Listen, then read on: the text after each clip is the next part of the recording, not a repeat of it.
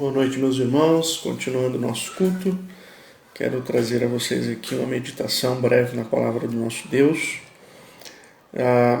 Há muitos textos que falam sobre a ressurreição de Cristo e eu gosto de muito deles, mas eu acho que o que eu quero compartilhar com vocês hoje é o texto que eu mais gosto a respeito dessa parte quando fala que Cristo ressuscitou e esteve com os discípulos, né?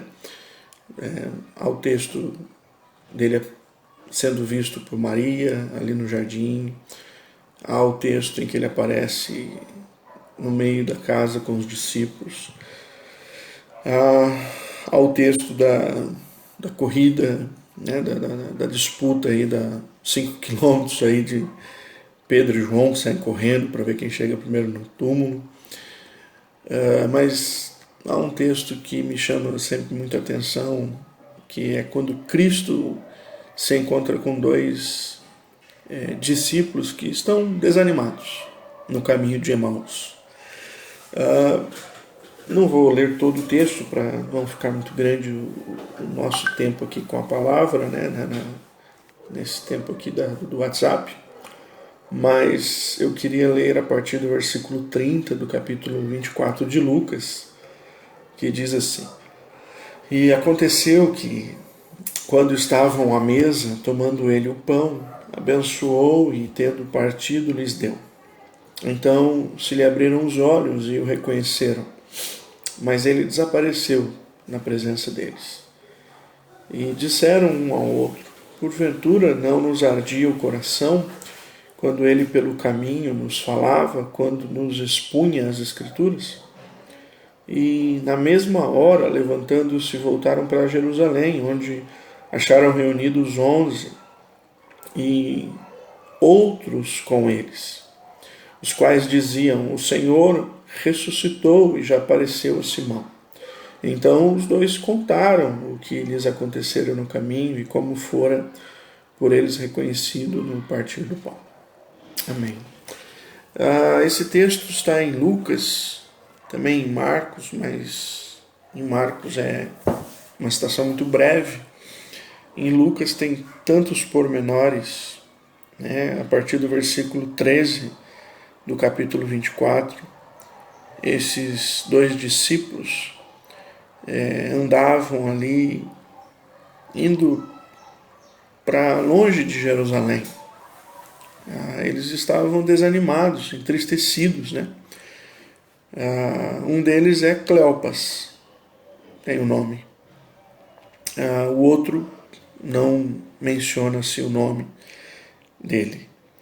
E é interessante porque esse texto vai mostrar para nós uma realidade que às vezes a gente tenta esconder ou fantasiar, porque às vezes a gente acha que os discípulos não podem ser fracos, os discípulos não podem ser falhos, né? E aqui a gente tem uma coisa interessante, nós temos dois discípulos que estão desanimados com aquela reação da morte de Cristo, né? Assim como Pedro, que vai ser encontrado pescando novamente. Parece que há uma mensagem subliminar no coração deles de que, olha, foi bom, né, o tempo que durou, o tempo que Jesus esteve conosco, mas agora ele morreu, então acabou, né? E vamos continuar a nossa vida. A fé adormeceu no coração desses discípulos. Por que eu gosto desse texto? Porque a ressurreição de Jesus tem uma mensagem de restauração da fé. É uma mensagem de renovo, é uma mensagem de que, olha, tudo estava no controle de Deus, inclusive a morte de Cristo estava no controle. A relação da morte de Jesus para conosco é uma relação em que Deus coloca em seu Filho o peso dos nossos pecados. E isso é importante, a gente precisa lembrar disso.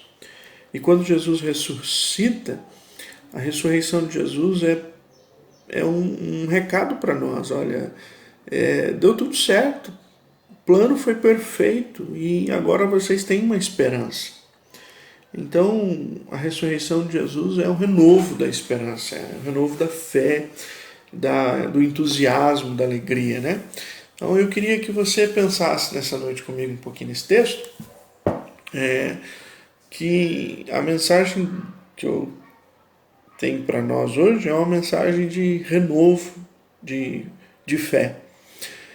Assim como esses discípulos estavam ali no caminho de Emaús, estavam entristecidos, eles foram alertados por Jesus, embora não entendendo que era Jesus que falava, eles foram alertados por Jesus de tudo que deveria acontecer. E o texto é claro em dizer que o Senhor começou a falar com eles usando a palavra desde a lei, os profetas, os salmos, ou seja, toda a palavra que Jesus conhecia muito bem, ele usou para aquecer novamente o coração dos discípulos. Então, o primeiro ponto que eu queria que você pensasse aqui nessa noite comigo é que Deus deixou a palavra dele para que o teu coração, a tua fé, seja edificada, vivificada, restaurada, seja, vou usar uma palavra aqui meia New Age, né, minha nova era, mas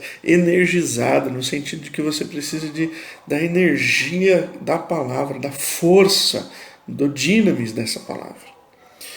Quando você fica longe da palavra de Deus, ou seja, você fica longe dos conceitos de Deus, daquilo que Deus quer, daquilo que Deus colocou na sua palavra, e a sua palavra é verdade. Quando você fica longe disso, você fica muito próximo daquilo que é contrário a isso.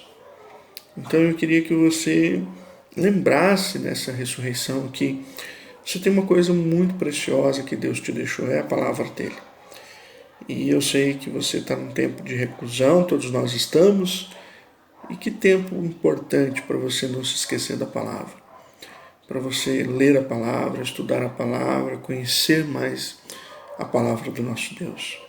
Se você está com o coração tímido de fé, se você está com o coração pequeno de fé, eu quero convidar você nessa noite a renovar o ânimo da sua fé em Deus. O caminho é a palavra de Deus. Assuma aí na sua casa agora o desafio de ler um livro da Bíblia durante essa semana. Que tal isso? Assuma. Leia um texto da palavra que você nunca leu, de repente você nunca leu um profeta lá do Antigo Testamento, vá até esse livro e fale, olha, eu vou me dedicar essa semana para ler, né, esse livro. Se for muito grande, você pode se dedicar aí a mais de uma semana, mas com o objetivo de começar e ir até o final dele. Quem sabe um dos evangelhos, leia Marcos. Marcos é um evangelho muito dinâmico, rápido. Eu tenho certeza que você vai ler ele em uma semana. A palavra de Deus é a única que pode aquecer o teu coração, animar a tua fé. É interessante que os discípulos descobrem isso na hora que Jesus é revelado a eles. Eles olham um para o outro e dizem, não ardia o nosso coração? Não ardia enquanto ele falava conosco? Nosso coração realmente tinha algo vindo de Deus para nós? Eu queria que você pensasse, você tem ouvido o Senhor? Arde ainda o teu coração quando a palavra de Deus é ministrada? Quando você a lê? Quando você ouve uma mensagem? Quando você compreende um texto bíblico? Arde o teu coração? Você ainda se entusiasma com a palavra de Deus? Porque se não, é tempo de renovação. A ressurreição é que está aí para isso. Deus enviou o seu Filho para morrer por você, para pagar os seus pecados, para ressuscitar e dizer para você que a obra foi feita e aceita diante de Deus, e que você tem uma nova esperança, mas essa esperança não é para ligar você somente ao céu, a uma nova vida no céu. É para ligar você a uma nova vida hoje, agora. Se o Espírito de Deus, que ressuscitou Jesus Cristo dentre os mortos, habita em você, ele também vai vivificar o seu corpo mortal. Deus te deu o Espírito dele para que você consiga viver uma vida agora com o coração ardido, ou melhor, ardente, pela sua palavra, pelo poder da sua palavra. Não deixe a sua fé esmorecer. Não se deixe vencer pelo cansaço de um dia após o outro. Não se deixe vencer pelos pecados. Não se deixe vencer pela falta de interesse. Não se deixe vencer. Acima de tudo, vença todas estas coisas através do relacionamento com Deus, por meio de Cristo Jesus. Jesus estava com esses 2 discípulos lá no caminho de Emaús. Hoje Ele está com você, no seu lar. Ele está com sua família. Ele quer aquecer o teu coração. E talvez você esteja com o coração não aquecido. Você esteja frio espiritualmente. E eu quero orar para que o Senhor Jesus aqueça a tua vida nessa noite. Para que o seu nome, o nome dele, seja glorificado em você. Vamos orar. Senhor, o Senhor aqueceu o coração desses irmãos a caminho de Emaús. E eu sei que o mesmo poder que o Senhor teve através da sua palavra naquele dia é o poder que o Senhor tem através da sua palavra hoje. Eu oro por mim e pelos meus irmãos, para que os nossos corações sejam aquecidos. Faz assim, Senhor. Faz assim, para a glória do teu nome. Tem misericórdia de nós. Em nome de Jesus, eu oro. Amém. Deus te abençoe. Que o Senhor seja com você, que você receba de Deus a graça de permanecer firme durante estes dias, para que o nome do Senhor Jesus seja glorificado através de nós. Cuide de estar com Ele todos os dias. Não se esqueça de que Ele morreu e ressuscitou por sua causa, por minha causa, por nossa causa. Deus te abençoe. Em nome de Jesus.